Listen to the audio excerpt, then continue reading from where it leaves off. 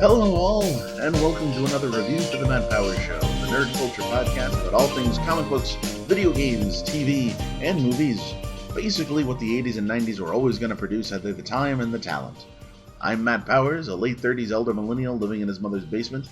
I used to have an illustrious career as a superhero, fighting crime and stopping supervillains, but the less you know about my troubled past and the events that led to my team, the Fanatical Five, being disbanded, the better. Today I'm a podcaster, just like everyone else. It's an epidemic! Today we're going to be reviewing Space Jam: The New Legacy.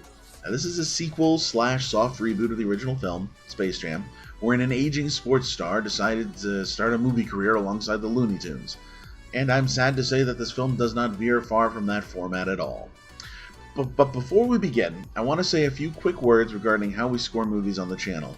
I will have a more in-depth explanation up as a video in due time, but until then, it's important for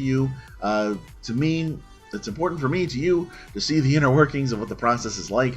The overall score I give is a something out of 5, but that doesn't mean that I'm only looking at 5 different categories. In fact, I'm looking at 10 different categories, each with a point system of their own that's between 1 to 5.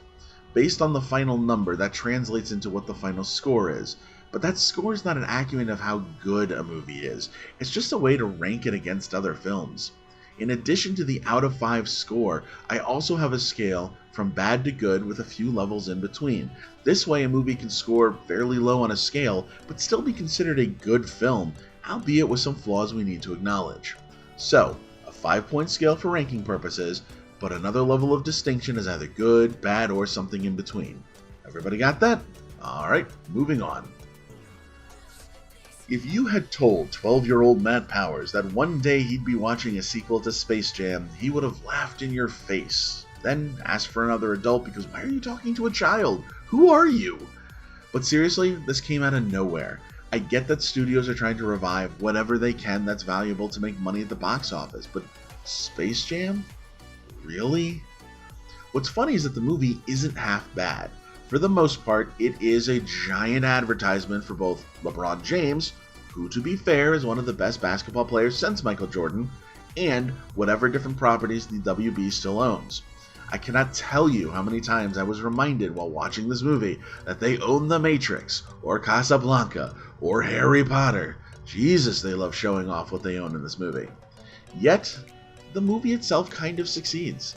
There's a lot of heart here, born out of believable performances from LeBron, who knew, and even the kid who plays his kid, Cedric Joe, a relative newcomer to Hollywood. And because of the believable bond between these two, the movie stands where it really should have fallen. Now, the story feels forced at first glance, but very quickly I began to realize it's very relevant in our current age of data collection and AI programs running around on the internet. In the film, Warner Brothers Studios has a giant AI-run computer that comes up with its own marketing tools to make money for the WB, and it's become just a little too self-aware. Now, it wants to feel like it in itself is important and sort of make the leap from its world to ours as a force to be reckoned with.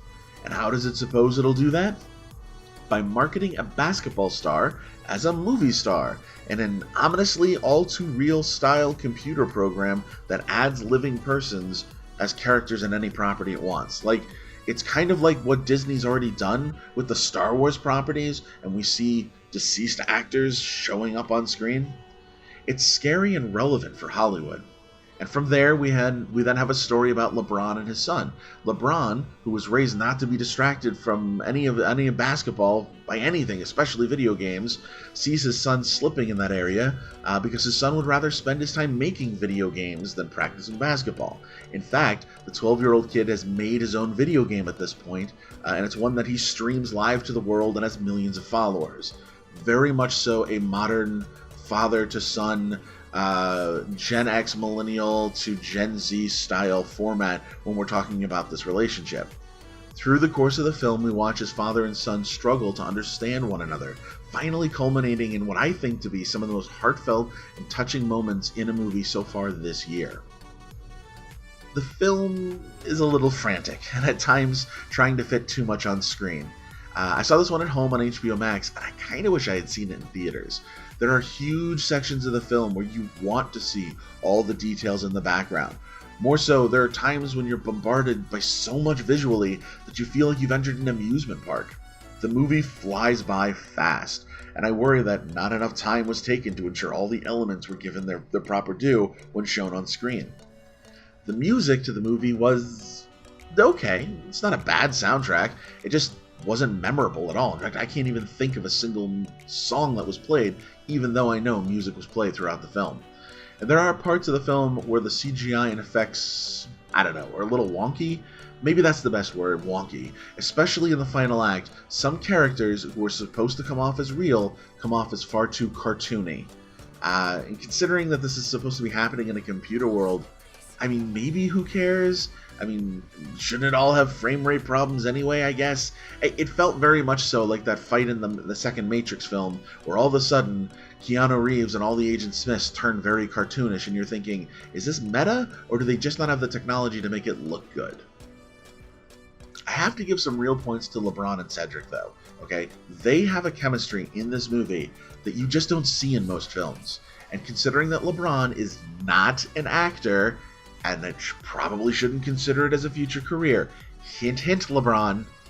The two feel more like a father and son combo than most father-son combos do that are on screen. And I guess it proves that sometimes chemistry is more important than talent or skill.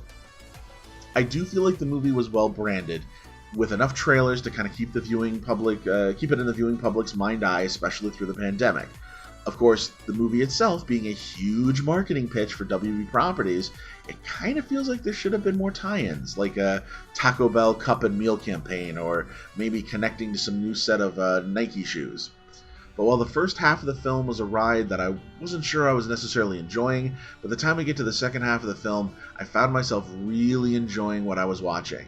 There's a great montage where they collect characters for the basketball game, and then of course the huge game itself is beautiful to watch. And almost every character owned by the WB end up being in the audience. Seriously, play a game. As you're sitting there, see how many you can count from how many different properties. It's kind of fun. Overall, this is a good family film. Nostalgia has nothing to do with it, by the way. While I saw the original movie long ago, it doesn't necessarily hold a positive place in my memory. The original was a movie, that's for sure. But Michael Jordan was never an actor, and maybe the movie wasn't as necessary as we'd like to think it was. But regardless, this film did its job perfectly. A great relationship between the father and son characters, a fun journey film leading up to amazing special effects bonanza of a basketball game. Sometimes there was too much on the screen, but considering that the film is meant to be a marketing tool for the WB and probably pitching HBO Max subliminally, I suppose that that's the style they were going for. LeBron is not an actor, but he does his best with what he has, and honestly, those moments between him and his son really were perfect. Keeping all of this review in mind, I have to give this movie a solid good rating. It's worth seeing no matter your age, but definitely if you're a kid. And honestly, with it being free on HBO Max right now, why not? I give Space Jam: The New Legacy a 4 out of 5. Now, I never thought I'd see another Space Jam movie in my life, but hey, here we are. And for some reason, I was able to truly enjoy myself. Now, it helps that I saw it with my 9-year-old, who was really enjoying the film and getting into it, and it was kind of fun to see it through his eyes. But regardless, it was good to once again see the new film and get another review out the door. I do wish I had seen this in theaters, though, and maybe that's an indicator that if you're going to watch this, put out the money for it. You might want to see it on a bigger screen to catch everything that happened in there. Listen, thank you all for listening to me today. I appreciate you all and love that you come here very much. Feel free to leave a comment if there's maybe an older film you'd like to hear me do a review on, or if you got a comment about this one, feel free to send me an email, davidcampproductions@gmail.com. And until next time, this is Matt Powers saying, Nerd Out.